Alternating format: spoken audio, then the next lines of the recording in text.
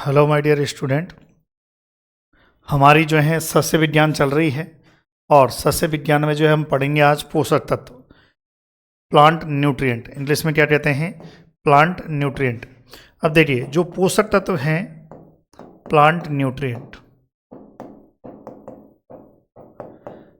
देखो जिस प्रकार से जो है हमारे लिए भोजन की आवश्यकता होती है, जिस प्रकार से हमें क्या चाहिए, रोटियां चाहिए, है ना, जो भी ये खाना चाहिए, इसी प्रकार से पौधों का जो खाना है वो क्या है? पोषक तत्व है ना। प्लांट न्यूट्रिएंट जो रहते हैं वो खाना है। ये पोषक तत्व जो है कहाँ से प्राप्त होते हैं? ये पोषक तत्व जो हैं पौधों को जड़ों के द्वारा मृदा से प्राप्त होते हैं, सॉइल से प्राप्त होते हैं। कुछ न्यूट्रिएंट जो हैं हवा और पानी से, हवा वायु से, इनसे प्राप्त होते हैं। क्लियर है यहाँ तक? कितने प्रकार के पोषक तत्व हैं जो जनरली प्लांट को चाहिए? 17 प्रकार के पोषक तत्व रहते हैं। अब इसमें से जो क्वेश्चंस आते हैं वो जैसे पोषक तत्व से आते हैं, भाई किसका क्या कार्य है। जैसे 17 पोषक तत्व हैं, कौन सा मेजर है, कौन सा माइनर है, कौन सा न्यूट्रिएंट जो हैं उपलब्ध फॉर्म में रहता है, किस रूप में रहता है, जड़ें पोषक तत्वों को किस रूप में, आयनिक रूप में, आयनिक में भी कौन से आयनिक रूप में जो हैं प्राप्त करती हैं। इनके जितने भी पोषक तत्व हैं, 17 पोषक तत्व जो हैं, उनके कार्य क्या हैं, उनकी कमी से होने वाले जो हैं लक्षण क्या हैं, उसकी कमी से होने वाले जो फिजियोलॉजिकल डिसऑर्डर हैं उनके भी नाम पूछ लिए जाते हैं, है ना। ये सब जो हैं, इसके अलावा इंडिकेटर प्लांट्स वो भी इसमें आते हैं कि भाई कौन सा प्लांट जो है इंडिकेटर प्लांट है न्यूट्रिएंट का, है ना। वो क्वेश्चन भी आते हैं। जैसे सोडियम जो है चुकंदर, है ना, चुकंदर जो है इंडिकेटर प्लांट होता है सोडियम का। तो ऐसे जो है यहाँ से पूरे क्वेश्चंस बनते हैं। तो वन बाय वन इसमें समझाने वाला पार्ट, जो जहाँ पर समझाने वाली बात आएगी वहाँ पर मैं समझाऊंगा, और जहाँ पर जो है लिखने वाली बात है हम एज इट इज वे में, डायरेक्ट वे में लिखेंगे। तो सबसे पहले तो हम डेफिनेशन लिख लेते हैं कि भाई पोषक तत्व क्या है ना। पोषक तत्व जो हैं ये क्या है, इसकी डेफिनेशन लिख लेते हैं। ऐसे एटार्बनेट आयन, ऐसे लिखेंगे भाई साथ के साथ, ऐसे एटार्बनेट आयन जो ऐसे एटार्बनेट, देखो ये टार्बनेट नहीं होते हैं, एटार्बनेट आयन जो मृदा से प्राप्त होते हैं, मृदा से प्राप्त होते हैं, ऐसे जो हैं एटार्बनेट आयन जो मृदा से प्राप्त होते हैं, खनिज पोषक तत्व कहलाते हैं। खनिज पोषक तत्व कहलाते हैं। देखिए ये क्या है? खनिज पोषक तत्व कहलाते हैं। क्लियर है? ऐसे एटार्बनेट पदार्थ जो मृदा से प्राप्त होते हैं, मृदा से जो प्राप्त हो रहे हैं उनकी बात हो रही है, वो खनिज पोषक तत्व कहलाते हैं। लेकिन आपको पता होना चाहिए कि 17 जो पोषक तत्व हैं उनमें से 3 पोषक तत्व हैं carbon, hydrogen, oxygen. Very important है। ये जो है खनिज तत्व में नहीं आते हैं। पोषक तत्व तो हैं लेकिन खनिज तत्व नहीं है। खनिज तत्व में नहीं आते क्योंकि ये जो पोषक तत्व हैं CHO, ये जो हैं हवा और पानी से प्राप्त होते हैं, मृदा या सॉइल से प्राप्त नहीं होते हैं। तो ये ध्यान रखना है, ये वेरी इंपॉर्टेंट है। और इसके अलावा और क्या कह सकते हैं कि पोषक तत्व वे होते हैं जो पौधे की वृद्धि के लिए नितांत आवश्यक हैं। ऐसा भी हम कह सकते हैं कि पोषक तत्व क्या हैं? पोषक तत्व वे होते हैं जो पौधे की वृद्धि के लिए नितांत आवश्यक है। जो पौधे की वृद्धि के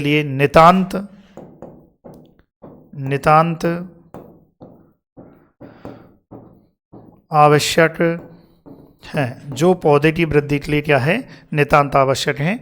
वो क्या होते हैं भाई? पोषक तत्व होते हैं।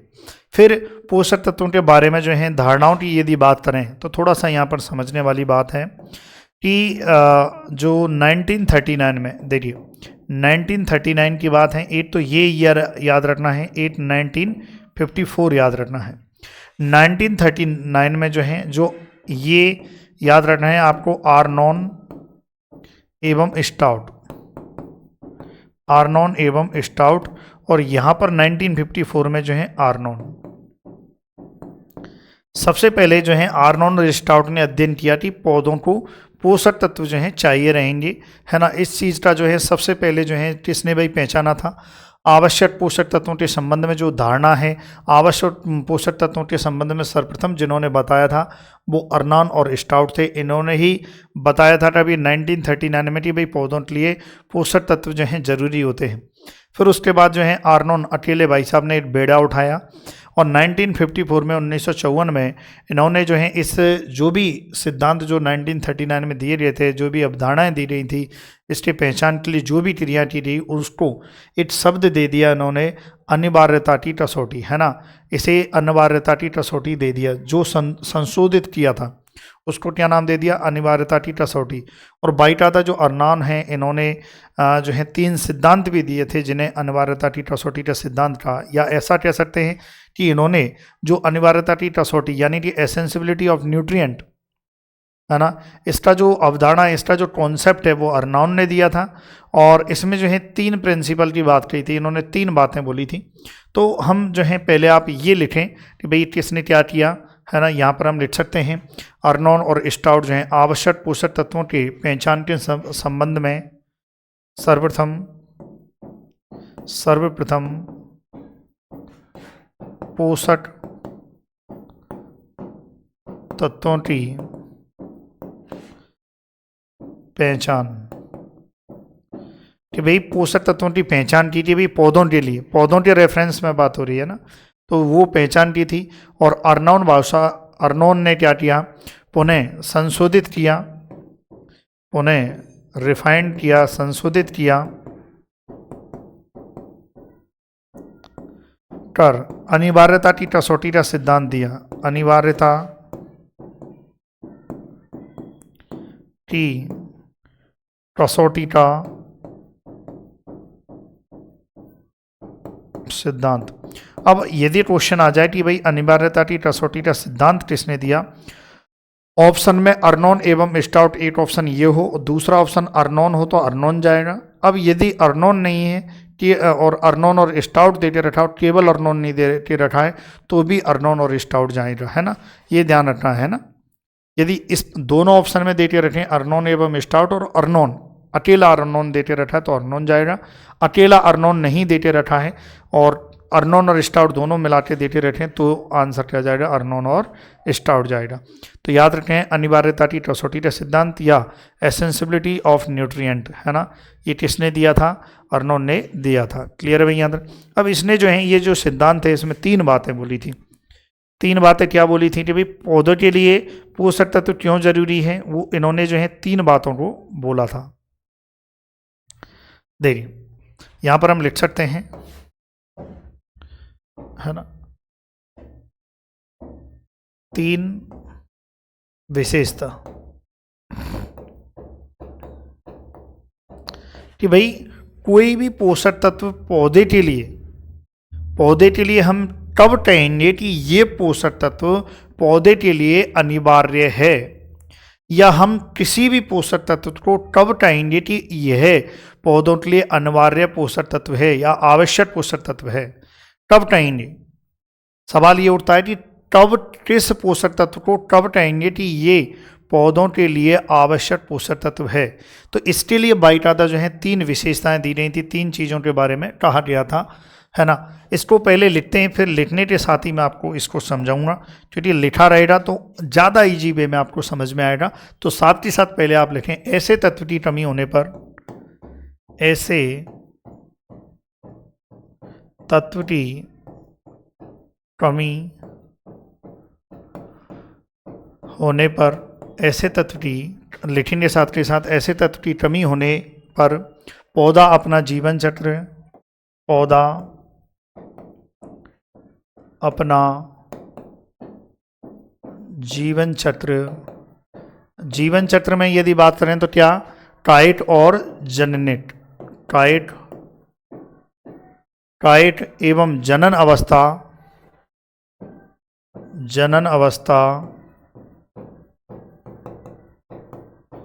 है ना, जनन अवस्था पूरा नहीं कर पाता है, पूरा नहीं कर पाता है। पौधा क्या है? ऐसे तत्व की कमी होने पर पौधा अपना जीवन चक्र पूरा नहीं। कौन से तत्व? जिस तत्व को हमने आवश्यक पोषक तत्व कहा है ना, या करने में असमर्थ होता है, ऐसे पूरा नहीं कर पाता या करने में असमर्थ होता है। देखो इसको, इस लाइन को, पहला जो सिद्धांत है इसको समझते हैं। ये कहा गया है किसी भी पोषक तत्व के बारे में कि भाई जैसे 17 पोषक तत्व होते हैं, तो यदि 17 पोषक तत्व में से किसी भी एक पोषक तत्व की कमी हो जाती है, किसी भी, चाहे वो बोरॉन हो, चाहे वो निकेल हो, चाहे वो मैग्नीज हो, चाहे वो मैग्नीशियम हो, सल्फर हो, नाइट्रोजन हो, फास्फोरस हो, पोटेशियम, किसी भी पोषक तत्व की यदि कमी हो जाती है तो पौधा अपना जीवन चक्र पूरा नहीं कर पाएगा या पूरा करने में असमर्थ होगा। यदि ऐसा हो रहा है तो हम ये कहेंगे कि ये आवश्यक पोषक तत्व है। तभी तो उन्होंने ये कॉन्सेप्ट दिया था। भाई उन्होंने चेक किया कि भाई ये आवश्यक पोषक तत्व हम कब कहेंगे। भाई कोई भी तत्व है, अब तत्व तो बहुत होते हैं, उन तत्वों में भी आवश्यक पोषक तत्व जो हैं 17 ही क्यों हैं? 17 को ही क्यों बोला गया है? वो इसलिए बोला गया है क्योंकि ऐसे यदि तत्व की कमी हो जाए तो पौधा जीवन चक्र यदि पूरा नहीं कर पा रहा है तो आवश्यक हो गया, ये बात होती है। दूसरा है ऐसे तत्व की कमी को, ऐसे तत्व की कमी को, ऐसे तत्व की कमी को उसी तत्व की आपूर्ति करके, उसी तत्व की आपूर्ति करके, उसी तत्व की आपूर्ति करके ही दूर किया जा सकता है, किया जा सकता है। याद रखें, यानी कि ऐसे तत्व की कमी को उसी तत्व की आपूर्ति करके दूर किया जा सकता है। इसका मतलब ये है कि नाइट्रोजन की यदि कमी है तो नाइट्रोजन से ही दूर होगी, आयरन की कमी है तो आयरन से ही दूर होगी। ऐसा नहीं है कि भाई आयरन की कमी है तो मैग्नीज से दूर हो जाए, ये है। तो ये क्या है? आवश्यक पोषक तत्वों के बारे में है। जो 17 आवश्यक पोषक तत्व में यदि किसी की भी कमी हो जाती है तो उसकी कमी उसी से पूरी होगी, कोई दूसरा पोषक तत्व पूरी नहीं कर पाता है, ये ध्यान रखें। ये दूसरी धारणा थी। तीसरी, ऐसे तत्व का प्रत्यक्ष प्रभाव पौधे पर होता है। जो आवश्यक पोषक तत्व है उसकी बात हो रही है। ऐसे पोषक तत्व का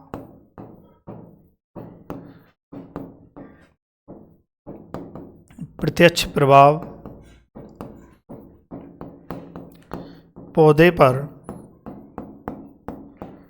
होता है, मतलब पौधे पर इसका प्रत्यक्ष प्रभाव पड़ना चाहिए।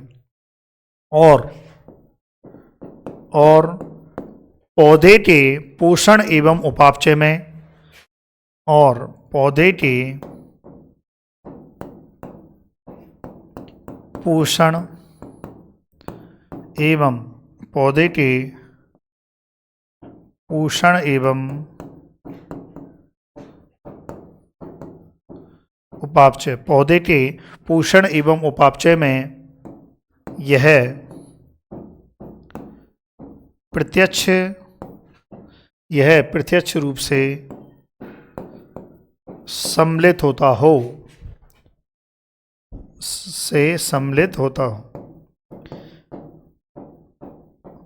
यदि इन तीन सिद्धांतों को यदि जो है पोषक तत्व पूरा करता है तो हम कहेंगे कि वह आवश्यक पोषक तत्व है। ये ध्यान रखें। यदि इन तीन सिद्धांतों को मानता है कि भाई जो पोषक तत्व है उस पोषक तत्व की कमी, यदि आवश्यक पोषक तत्व है तो उसकी कमी से पौधा अपना जीवन चक्र पूरा नहीं कर पाए। यदि आवश्यक पोषक तत्व, तब हम कहेंगे यदि उसकी कमी हो रही है तो वो उसी से दूर हो, तब हम कहेंगे। या हम ये कहेंगे कि भाई जो पोषक तत्व है वो नितांत आवश्यक, जितनी भी पौधे में क्रियाएं हो रही हैं, जितनी मेटाबॉलिक क्रियाएं होती हैं, जितनी भी उपापचय क्रिया होती हैं, उसमें वो पोषक तत्व प्रत्यक्ष रूप से सम्मिलित होना चाहिए। प्रत्यक्ष या अप्रत्यक्ष भी चलेगा तो भी कोई दिक्कत नहीं है, सम्मिलित होना चाहिए, ये ध्यान रखें। अब चलिए इसमें अब वेरी इंपॉर्टेंट जो एग्जाम में क्वेश्चन आता है कि भाई आर्नोन ने कितने पोषक तत्व बताए थे। तो यहाँ पर एक इम्पोर्टेंट है, वेरी इम्पोर्टेंट है कि आर्नोन ने कुल 16 पोषक तत्व बताए जो पौधे के लिए आवश्यक हैं, है ना, जो पौधे के लिए आवश्यक हैं। ये कितने बताए भाई आर्नोन ने? 16, ये ध्यान रखें, है ना। अब जो 17वां की बात करें तो वो 17वां आप लिख सकते हैं नोट डाल के। क्या है? 17वां पोषक तत्व निकिल था, जिसे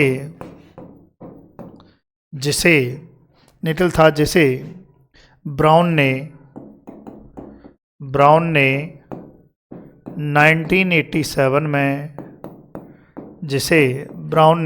1987 में खोजा था। अब यदि क्वेश्चन आ जाए कि भाई आर्नोन के अनुसार कितने आवश्यक पोषक तत्व हैं, तब तो आंसर क्या जाएगा? 16। और यदि क्वेश्चन आ जाए कि आवश्यक पोषक तत्व कितने हैं, तो आंसर क्या जाएगा? 17, क्योंकि निकल को अब ऐड कर लिया गया है।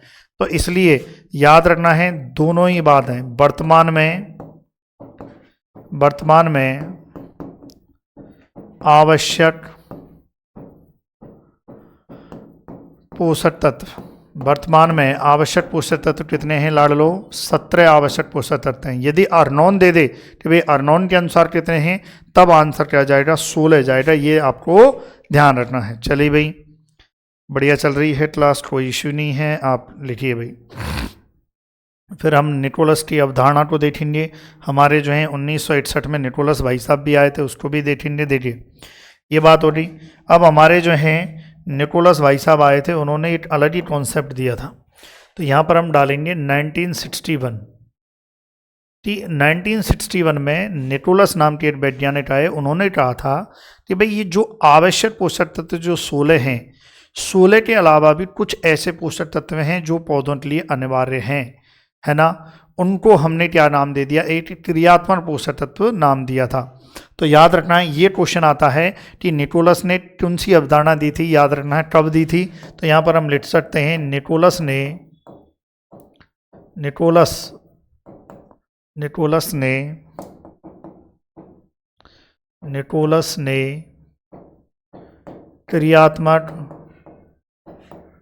क्रियात्मक पोषक तत्व। अब देखो, ये क्वेश्चन एग्जाम में आया हुआ था कि भाई फंक्शनल न्यूट्रिएंट जो कॉन्सेप्ट है वो किसने दिया था? तो याद रखना है, निकोलस ने क्रियात्मक पोषक तत्व अवधारणा दी। वेरी इंपॉर्टेंट है कि निकोलस ने जो है कौन सी जो है अवधारणा दी थी? क्रियात्मक पोषक तत्व। ये क्वेश्चन पूछा गया, कब दी थी? 1961 में। इसने क्या कहा था कि क्रियात्मक पोषक तत्व से तात्पर्य उन खनिजों से है जो पादप उपापचय क्रियाओं में क्रियाशील होते हैं, है ना। इसने जो है बताया कि भाई जो आवश्यक पोषक तत्व जो 16 हैं, जो आर्नोन ने बताया, उसके अलावा भी 4 पोषक तत्व इन्होंने और जोड़े थे। इन्होंने 4 और तत्व को जोड़ा कि भाई ये 4 और जरूरी पोषक तत्व हैं, और जरूरी हैं ये, क्योंकि ये 4 जो हैं उपापचय में सम्मिलित हो रहे हैं। और चीज़ों को तो फुलफिल नहीं कर रहे, लेकिन पौधे के उपापचय में, मेटाबॉलिक क्रियाओं में जो है सम्मिलित हो रहे हैं। इसलिए इन्होंने उन 4 क्रियाशील तत्वों को और जोड़ दिया। और 4 तो वो हो गए क्रियाशील तत्व, और 16 क्या हो गए? आवश्यक पोषक तत्व हो गए। मतलब टोटल मिला के 20 क्रियात्मक पोषक तत्व हो गए। तो हम यहाँ पर लिख सकते हैं, निकोलस इन्होंने जो है, यहाँ पर हम लिख सकते हैं क्रियात्मक पोषक तत्व, ये जो है ना, यहाँ पर आप लिखेंगे, क्या लिखेंगे? क्रियात्मक लिखें। क्रियात्मक पोषक तत्व का तात्पर्य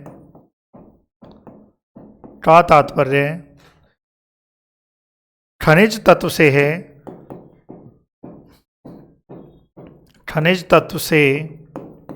है जो पादप उपापचय क्रियाओं में, खनिज तत्व से है जो पादप उपापचय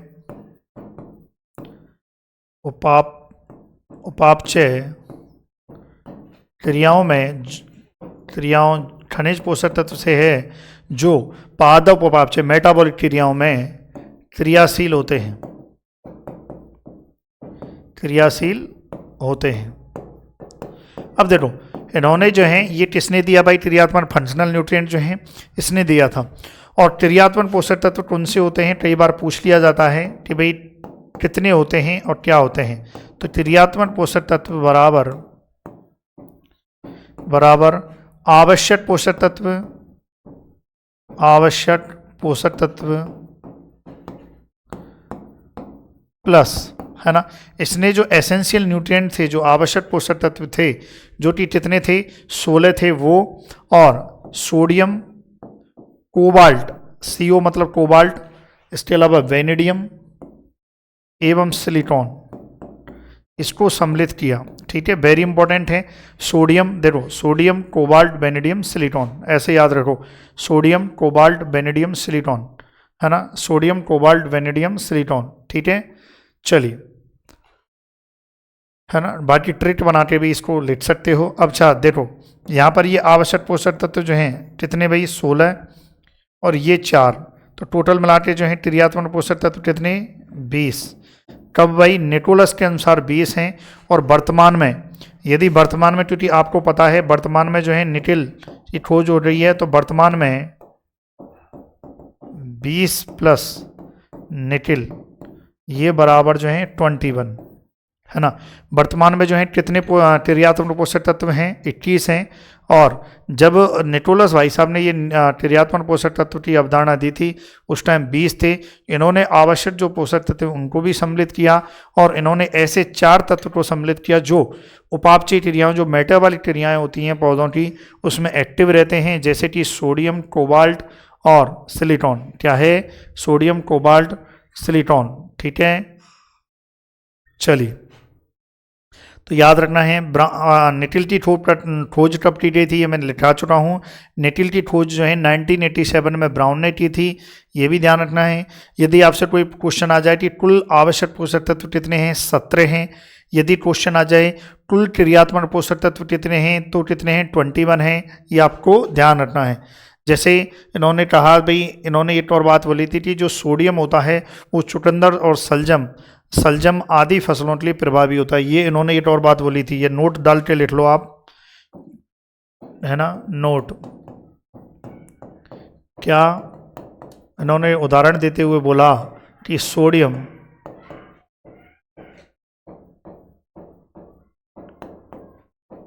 चुकंदर एवं सलजम के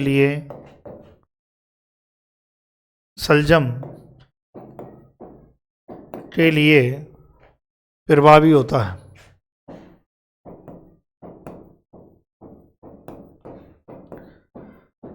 क्लियर है यहाँ तक, तो ये लिखो भाई, है ना। चलिए आगे बढ़ेंगे, ये लिखें, फिर हम देखेंगे कि भाई उपलब्ध रूप क्या क्या हैं क्या नहीं हैं, वो हम देखेंगे, है ना।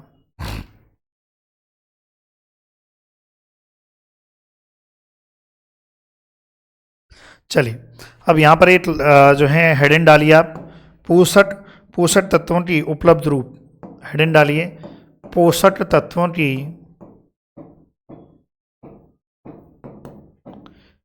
उपलब्ध रूप जिन्हें पौधे ग्रहण करते हैं, है ना। अब यहाँ से अच्छा क्वेश्चन बनता है, कई बार जो है बन जाता है भाई कि कौन सा पोषक तत्व है किस रूप में जो है ग्रहण किया जाता है, तो ये कई बार जो है क्वेश्चन बन जाता है। तो जैसे सबसे पहले हम नाइट्रोजन की बात कर लेते हैं कि भाई नाइट्रोजन जो है किस रूप में, देखो एक तरफ मैं पोषक तत्व का जो है वो डिनोट करूँगा, जैसे नाइट्रोजन को N से डिनोट करते हैं, और एक तरफ लिखूँगा रूप, तो NO3 माइनस, एक तो NO3 माइनस के रूप में और एक अमोनियम आयन के रूप में। तो यहाँ पर एक और बात मैं कहना चाहूँगा कि ज़्यादातर जो प्लांट होते हैं वो नाइट्रेट, ये इसको हम क्या कहते हैं, नाइट्रेट, है ना, इसे हम क्या कहते हैं, नाइट्रेट कहते हैं। और ये कौन सा रूप होता है, अमोनिकल जो है आयन, है ना, ये ध्यान रखें। तो ज़्यादातर जो पौधे रहते हैं, ज़्यादातर जो फसलें रहती हैं, वो नाइट्रेट के रूप में लेना पसंद करती हैं। नाइट्रोजन को किस रूप में पसंद करती हैं? नाइट्रेट के रूप में। ये क्वेश्चन भी आता है, ये क्वेश्चन बहुत बार आया हुआ है कि पौधे नाइट्रोजन को किस रूप में लेना पसंद करते हैं, तो याद रखना है नाइट्रेट के रूप में। लेकिन जो आपका जो धान है, धान में जो राइस है, राइस जो धान है, मतलब एक ही बात है, तो धान या राइस जो है वो किस रूप में पसंद करता है? वो अमोनिटल आयन के रूप में पसंद करता है, ये ध्यान रखें। तो यहाँ पर अभी एक वेरी इंपॉर्टेंट नोट हो सकता है शानदार वाला कि यहाँ पर हम लिखेंगे अधिकांश पौधे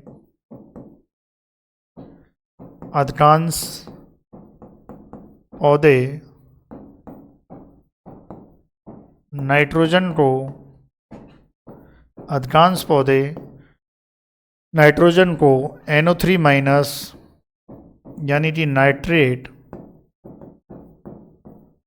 NO3 माइनस यानी कि नाइट्रेट रूप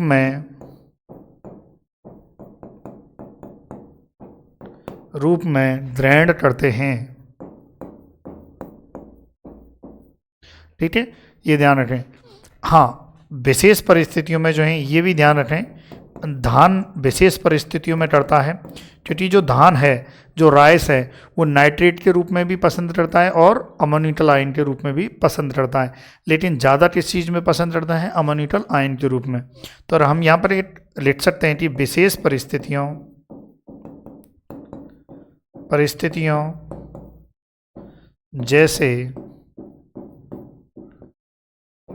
परिस्थितियों जैसे धान के खेत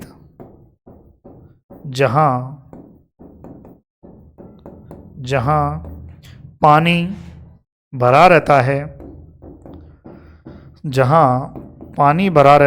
धान के खेत जहाँ पानी भरा रहता है, पौधे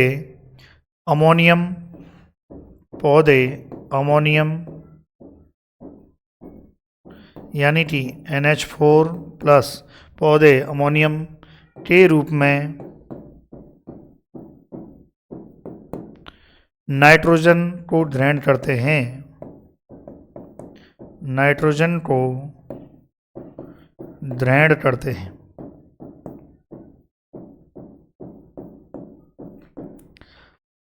ये आप लिखिए, फिर आगे बढ़ेंगे। चलिए भाई, ये आप लिखें। चलिए भाई, लिख लिया आपने, फिर आगे बढ़ेंगे। चलो, फिर हम देखते हैं, जैसे नाइट्रोजन की बात हो रही, ऐसे ही फास्फोरस, कि भाई पौधे जो हैं फास्फोरस को किस रूप में जो है लेना पसंद करते हैं। तो ऐसे आप नोट डाल के जो है आप लिखें। देखो, 8 तो करते हैं H2PO4 माइनस, फिर उसके बाद HPO4 माइनस 2 और 8PO4 माइनस 3। ये 3 रूप हैं, इस तीनों रूपों में जो है लेना पसंद करते हैं। इसी प्रकार से पोटेशियम की बात करें तो पोटेशियम को किस रूप में पसंद करते हैं? K+ के रूप में। कैल्शियम की बात करें तो कैल्शियम प्लस के रूप में, यानी कि कैल्शियम +2 बोल दो या कैल्शियम ++ बोल दो। इसी प्रकार से मैग्नीशियम की बात करें तो मैग्नीशियम जो है Mg++ के रूप में पसंद करते हैं। किसके रूप में? Mg++ के रूप में। सल्फ़र की बात करें तो सल्फ़र जो है SO4-2 के रूप में, याद रखें किसके रूप में? SO4-2 के रूप में। आयरन की बात करें तो आयरन के 2 फॉर्म होते हैं, Fe++, एक तो ये फॉर्म होती है और एक होती है Fe+++। देखो, अब इसको या तो Fe+2 बोल दो या और इसको या Fe+3 बोल दो, एक ही बात है। Fe++ है तो हम इसे फेरस कह देंगे और Fe+2 के रूप में तो फेरिट कह देंगे। क्लियर है भाई यहाँ तक? ये हम कह देंगे। और उसके बाद जो है Mn की बात करें तो Mn+2 कह दो या Mn++ कह दो, ये हम कह देंगे, याद रखें। कॉपर की बात करते हैं तो कॉपर Cu+2 के रूप में या Cu++ कह दो, एक ही बात है। इसी प्रकार से Zn की बात करें तो Zn जो है Zn+2 के रूप में। इसी प्रकार से बोरॉन की बात करें तो यहाँ पर याद रखना है, बोरॉन जो है H3BO3 या H2 BO3 माइनस के रूप में जो है लेना पसंद करते हैं। इसी प्रकार से मोलिब्डेनम की बात कर देते हैं। मोलिब्डेनम को भी रेडाइन के रूप में मोलिब्डेनम MoO4-2 इस रूप में पसंद करते हैं। Cl की बात करें तो Cl को Cl- के रूप में, और निकल की बात करें तो निकल को Ni+2 के रूप में। क्लियर है भाई यहाँ तक? ये आपको ध्यान रखना है। तो इस रूप में जो है पौधे लेना पसंद करते हैं। क्लियर है भाई यहाँ तक? तो ये वेरी इंपॉर्टेंट हो जाता है एग्जाम की दृष्टि से कि भाई पौधे जो हैं किस रूप में लेना पसंद करते हैं। फिर हम बात करेंगे पोषक तत्वों के वर्गीकरण की बात करेंगे, जो अकॉर्डिंग टू 12th बुक है उसके अकॉर्डिंग देखेंगे। आपने लिख लिया हो तो आगे बढ़ते हैं। चलिए भाई, अब देखिए यहाँ पर अब हेडिंग डालते हैं हम पोषक तत्वों का वर्गीकरण। किसका भाई? पोषक तत्वों का वर्गीकरण। पोषक तत्वों का वर्गीकरण। अब पोषक तत्वों के वर्गीकरण में जो है दो प्रकार के रहते हैं। एक तो जो है मुख्य पोषक तत्व रहते हैं, देखिए एक तो क्या रहते हैं? मुख्य पोषक तत्व। देखो मुख्य पोषक तत्व जिन्हें हम मेजर न्यूट्रिएंट कहते हैं, मेजर न्यूट्रिएंट है ना। वृहद कह दो, वृहद पोषक तत्व कह दो, मुख्य पोषक तत्व कह दो, एक ही बात है ना, ये ध्यान रखना है आपको। और दूसरे रहते हैं भाई सूक्ष्म पोषक तत्व। सूक्ष्म पोषक तत्व क्या रहते हैं? सूक्ष्म पोषक तत्व रहते हैं। सूक्ष्म पोषक तत्व जिसे हम माइक्रो न्यूट्रिएंट कह देते हैं। क्या कहते हैं? Micro nutrients. ये ध्यान रखें। अब देखो, अब आवश्यकता की बात करें भाई, ये जो हैं इनकी ये आधार क्या है? देखो आधार है इसकी सापेक्षिक मात्रा या सांद्रण के आधार पर कि भाई इनकी आवश्यकता कितनी पड़ती है। जैसे मैं बात करूं मुख्य पोषक तत्व हैं, तो मुख्य पोषक तत्व की जो आवश्यकता है, इनकी जो आवश्यकता है वो 1 ppm से अधिक होती है। तो और हम यहाँ पर लिख सकते हैं आवश्यकता,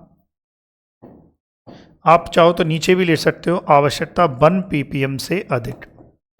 यदि किसी पोषक तत्व की आवश्यकता पौधे को 1 ppm से अधिक है तो मुख्य या वृहद पोषक तत्व कहेंगे, या इसे मेजर कहेंगे, या मैक्रो भी कह देंगे, है ना। इसको हम मैक्रो भी कह सकते हैं। क्लियर है भाई यहाँ तक? इसी प्रकार से यहाँ पर जो है आवश्यकता की बात करें तो आवश्यकता यहाँ पर जो है आवश्यकता 1 ppm से अधिक होती है। याद रखना है, आवश्यकता 1 ppm से अधिक होती है। अब यहाँ पर जो है मुख्य पोषक तत्व की बात कर रहे हैं, तो इसमें जो है एक तो होते हैं आपके प्राथमिक पोषक तत्व यानी कि प्राइमरी, एक होते हैं, देखो प्राथमिक पोषक तत्व होते हैं, एक होते हैं द्वितीयक पोषक तत्व, है ना, और एक होते हैं संरचनात्मक या इन्हें हम कह देते हैं आधारभूत या फंडामेंटल जो हैं न्यूट्रिएंट कह लेते हैं। इसी प्रकार से यहाँ पर यदि बात करें तो यहाँ पर जो डिवाइडेशन किया गया है वो किया गया है कि एक तो धनायन कि जिन्हें पौधे धनायन के रूप में पसंद करते हैं, और एक ऋणायन, इस प्रकार से विभाजन किया है। जो मुख्य पोषक तत्व होते हैं इनकी संख्या जो है, यदि हम टोटल की बात करें तो टोटल ये 9 होते हैं, और ये कितने होते हैं? ये 8 होते हैं। तो कई बार एग्जाम में क्वेश्चन आ जाए कि भाई मुख्य पोषक तत्व कितने होते हैं? 9 होते हैं, और सूक्ष्म पोषक तत्व कितने होते हैं? 8 होते हैं। ये आपको ध्यान रखना है। प्राथमिक पोषक तत्व की बात करें तो प्राथमिक पोषक तत्व में आ जाएगा आपका N, P और K आ जाएगा, और द्वितीय पोषक तत्व में क्या आ जाएगा? कैल्शियम आ जाएगा, मैग्नीशियम आ जाएगा और सल्फर आ जाएगा। आधारभूत संरचनात्मक पोषक तत्व जो हैं कार्बन, हाइड्रोजन और ऑक्सीजन। ये यहाँ पर जो है एक चीज़ इंपॉर्टेंट है याद रखने के लिए कि हवा व पानी से पानी से प्राप्त। ये जो पोषक तत्व होते हैं ये पौधे के लिए हवा और पानी से प्राप्त होते हैं। यदि कार्बन, हाइड्रोजन, ऑक्सीजन की बात करें तो हवा और पानी से प्राप्त होते हैं। बाकी के जितने भी पोषक तत्व होते हैं वो किससे प्राप्त होते हैं? वो मृदा से या सॉइल से प्राप्त होते हैं। धनाइन की बात करते हैं कि धनाइन जो है कौन कौन से जो है पोषक तत्व रहते हैं। एक तो आपके Fe रहता है, उसके बाद जो है Zn है, उसके बाद जो है कॉपर है, इसके अलावा मैग्नीज है और निकेल है। ठीक है, ये ध्यान रखें। रेनाइन की बात करते हैं तो रेनाइन में जो है बोरॉन है, मोलिब्डेनम है और Cl है। क्लियर है भाई यहाँ तक, है ना। अब यहाँ से देखो कई बार क्वेश्चन पूछा भी गया है। अच्छा, नाइट्रोजन की बात करें तो नाइट्रोजन जो है मृदा एवं हवा से, हवा यानी कि वायु, है ना, दोनों से प्राप्त होता है। नाइट्रोजन जो है मृदा से भी प्राप्त हो जाता है और हवा से भी, वायु से भी प्राप्त हो जाता है। कार्बन, हाइड्रोजन, ऑक्सीजन जो है हवा एवं पानी से प्राप्त होते हैं। या इसका मतलब ये है कि जो 17 पोषक तत्व हैं उनमें से 3 पोषक तत्व कार्बन, हाइड्रोजन, ऑक्सीजन हटा दो, बाकी के जो 14 पोषक तत्व हैं वो किससे प्राप्त हो रहे हैं? वो मृदा या सॉइल से प्राप्त हो रहे हैं। क्लियर है भाई यहाँ तक? तो ये लिखिए, बहुत अच्छा टॉपिक है, बहुत शानदार जो है यहाँ से क्वेश्चंस बनते हैं। फिर हम आगे लिखेंगे भाई, पढ़ेंगे। चलिए,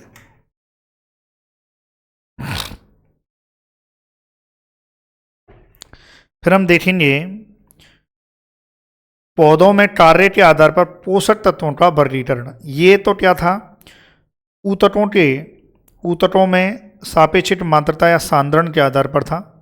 ठीक है, चलिए, है ना, ये एक वर्गीकरण हो गया। एक और वर्गीकरण हम देखेंगे जो एग्जाम की पॉइंट ऑफ व्यू से आपके बुक में जो है अच्छे से दिया हुआ है। पौधों में दूसरा वर्गीकरण क्या है? पौधों में कार्य के आधार पर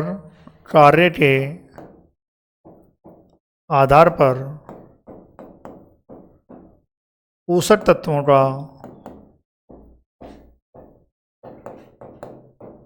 वर्गीकरण। क्लियर है भाई यहाँ तक? तो कार्य के आधार पर जो है पोषक तत्वों का वर्गीकरण देखते हैं। वेरी इंपॉर्टेंट है एग्जाम की दृष्टि से, ये याद रखें। सबसे पहले हम बात करते हैं कि भाई सबसे पहला जो है कौन सा होता है? आधारभूत या संरचनात्मक। क्या होता है? आधारभूत संरचनात्मक, जैसे इंग्लिश में कहते हैं बेसिक स्ट्रक्चरल। तो हम यहाँ पर लिख सकते हैं आधारभूत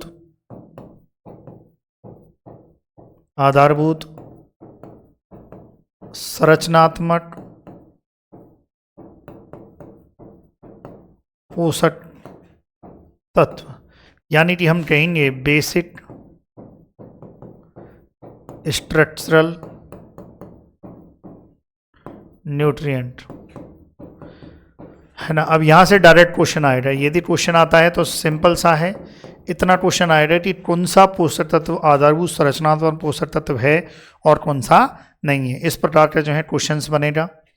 फिर दूसरे होते हैं सहायक संरचनात्मक पोषक तत्व। दूसरे हैं सहायक संरचनात्मक पोषक तत्व। सहायक संरचनात्मक पोषक तत्व, है ना, जिन्हें इंग्लिश में कहते हैं एसेसरी स्ट्रक्चरल न्यूट्रिएंट। क्या कहते हैं? एसेसरी स्ट्रक्चरल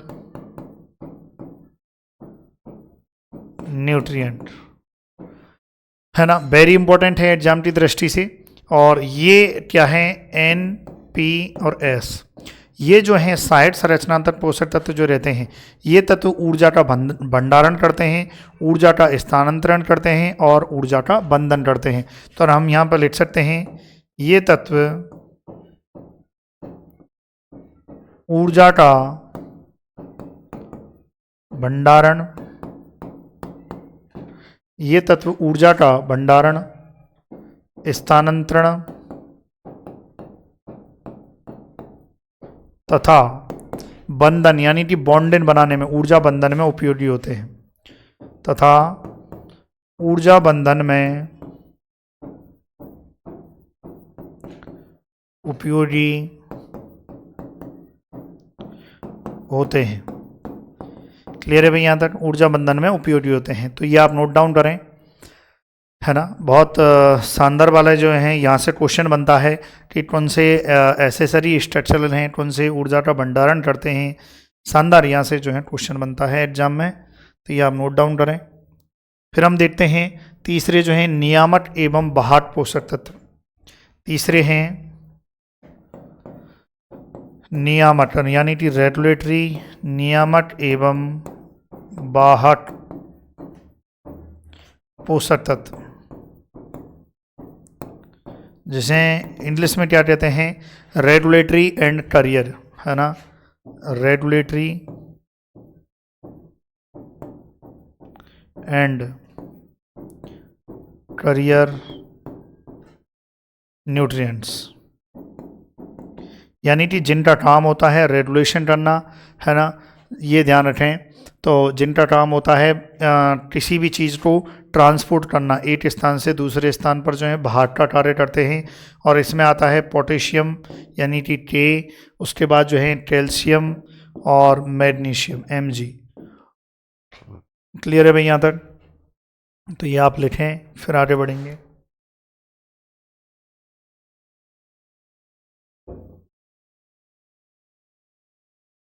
चलिए